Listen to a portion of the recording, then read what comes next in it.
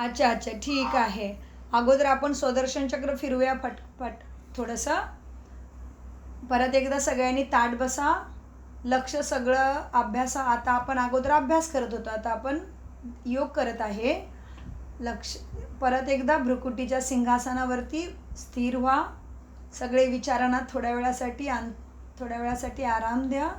ताठ बसा. समोर बाबा बसलेले आहेत आणि मी आत्मा राजा ज्योतिबिंदू मस्तकावरती चमकत आहे. आणि हा चमकणारा दिव्य तारा मी ह्या शरीराचा मालिक आहे. मी मनबुद्धी संस्काराचा पण मालिक आहे. आणि आता मी या शरीरामधून उडान घेतली आणि मी आकाशाच्या मार्गाने हा तारा उडत आहे. मी आत्मा चमकणारा तारा आकाशाकडे उडत आहे. आकाशाला चांद ताऱ्यांना पार करून मी सूक्ष्मवतनमध्ये पोचलो आहे. सूक्ष्मवतनमध्ये माझे ब्रह्मा बाबा संपूर्ण अवस्थामध्ये. बाबांना मी मिठी मारतो. बाबा माझ्या डोक्यावरती हात ठेवतात आणि मला सर्व गुणसंपन्नाचं वरदान देतात. आणि तिथून परत ब्रह्मा मापाशी फरिश्ताचं शरीर, तिथेच मी माझ्या फरिश्तेचं शरीर धारणी केलं आणि सूक्ष्मवतनमध्ये सोडलं.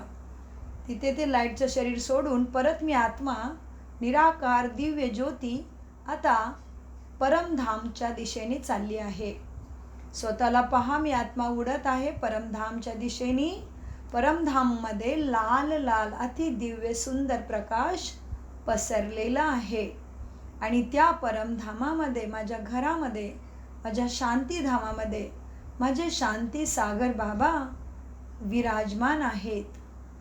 त्यांच्या दिव्य शक्तीचा, त्या दिव्य सागराच्या गुणांचा प्रकाश संपूर्ण परमधाममध्ये पसरला आहे. आणि मी दिव्य ज्योती बाबांच्या सम्मुख पोचली आहे.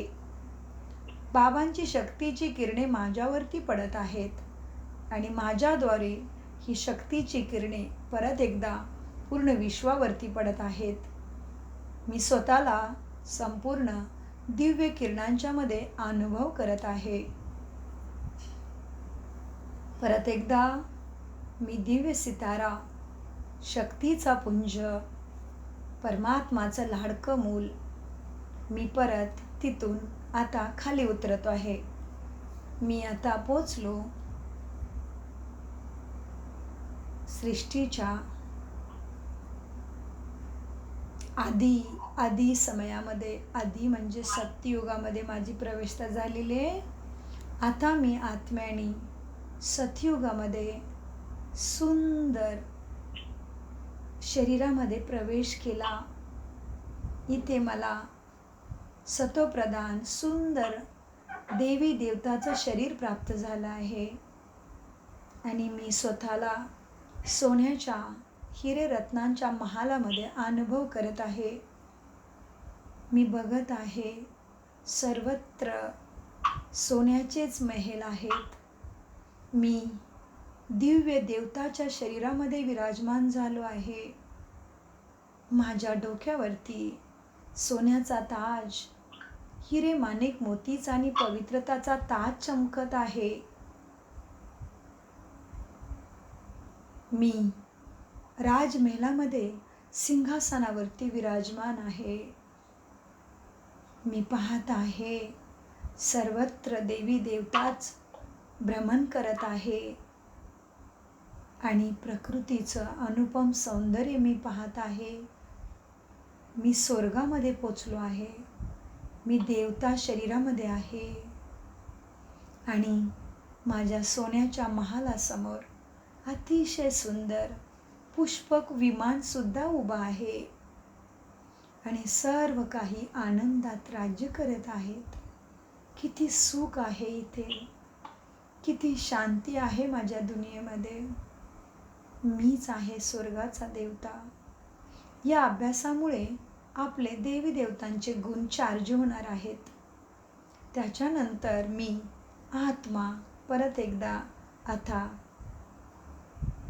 सूर्यवंशी कुळामध्ये जन्म घेतला.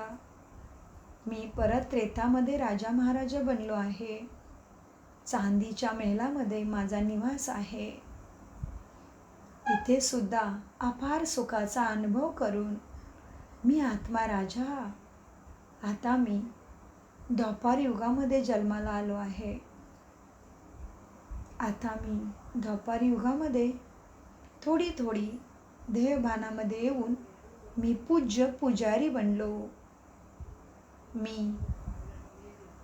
देवी दुर्गेच्या, गणेशाच्या, हनुमानाच्या रूपामध्ये पूजा करत आहे. आणि ही मीच माझीच पूजा करत या देवी रूपामध्ये सुद्धा आता सर्वांना भक्तीमध्ये भगवंताच्या अस्तित्वाचा अनुभव करून देत आहे. मी मंदिरामध्ये दुर्गा, गणेश, विघ्नहर्ता गणेशाच्या रूपामध्ये मंदिरामध्ये विराजमान आहे. आणि माझ्या मूर्तीमधून असंख्य भक्तांना त्यांच्या इच्छेप्रमाणे फलप्राप्ती होत होत परमात्म प्राप्ती देखील होत आहे. मी सर्वत्र मंदिरामध्ये विराजमान होऊन बाबा माझ्याद्वारे भक्तांची कामना पूर्ण करत आहेत.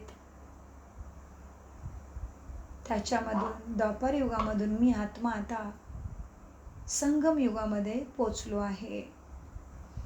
आता मी ब्राह्मण शरीरामध्ये आहे.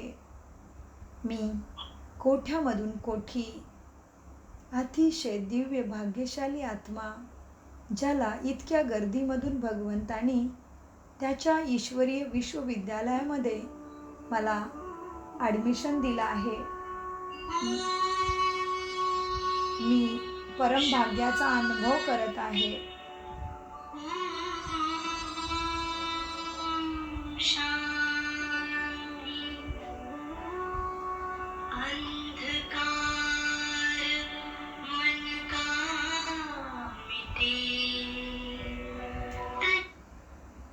सगळ्यांना मन एकाग्र होत नसेल तरी करायचं आहे, कारण आपण सुदर्शन चक्र फिरवत होतो आणि थोडंसं फास्ट गेली.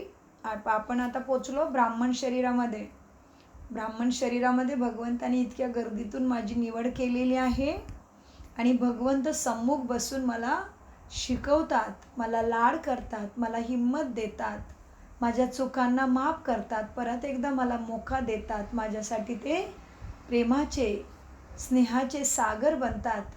मला परत परत हिंमत देतात. मला सांगतात, मुलांनो घाबरू नका, विकार तुम्हाला त्रास देतील, प्रयत्न करायचा आहे, नाराज नाही व्हायचं, माझा मार्ग नाही सोडायचा. माया तुम्हाला खूप तकलीफ देईल. माया लड़ते रुस्तम से रुस्तम हो के ही माया लड़ेगी, तभी आगे के क्लास में जाओगे. तो बाबांनी मला इतक्या गर्दीतून निवडलं. मी पद्मापदम भाग्यशाली ब्राह्मण शरीरामध्ये आहे. आता भगवंत स्वतः मला पावन बनवत आहे, सत्वप्रधान बनवत आहे. मी किती भाग्यशाली आहे. भगवान स्वयं माझी पालना करत आहेत.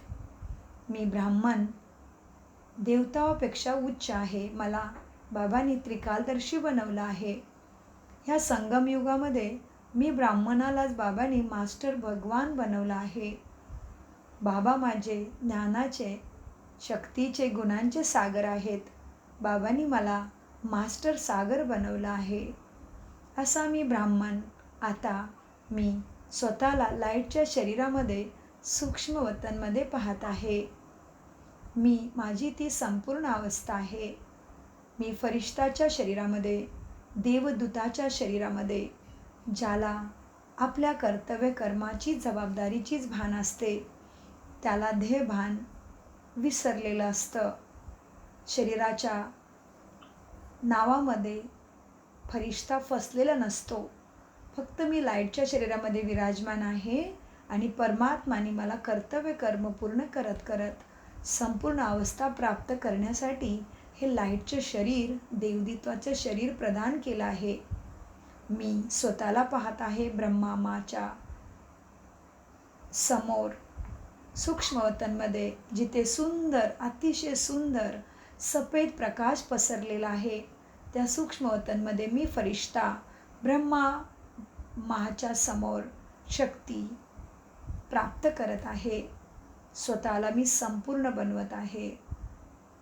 मी फॉलो फादर करत आहे. असा मी फरिश्ता आता परत एकदा फरिश्तेचं शरीर इथे सोडतो सूक्ष्मवतनमध्ये आणि मी दिव्य सितारा परत परमधाममध्ये आपल्या स्थानावर ते जाऊन पोचलो आहे.